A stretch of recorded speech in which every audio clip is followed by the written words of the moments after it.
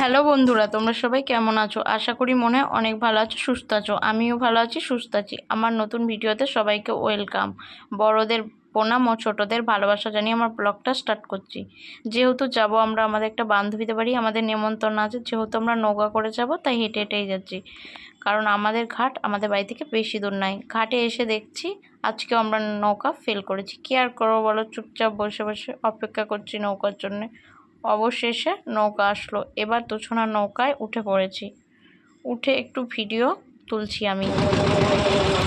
Video তুলতে তুলতে অবশেষে নৌকার এপারে চলে এসে আমরা পার হয়ে ওদের বাড়ি চলে এসেছি।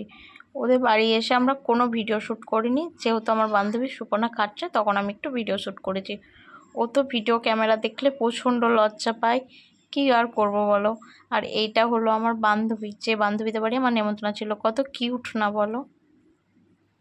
যেহেতু আমার বান্ধবী বলছে আজকে তোদের বাড়ি যাওয়া হবে না, কাকিমাও বলছে, আমি বলছি আমার একটু কাজ আছে, বাড়ি যেতে হবে। আর সুপর্ণাও বলছে যাব না।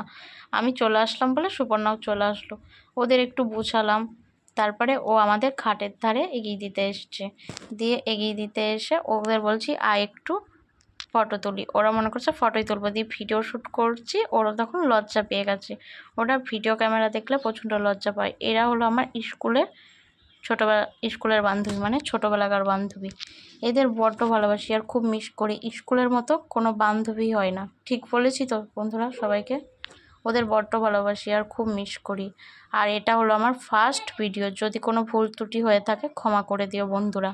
আর যদি আমার ভিডিও ভালো লাগে তাহলে লাইক, কমেন্ট, শেয়ার।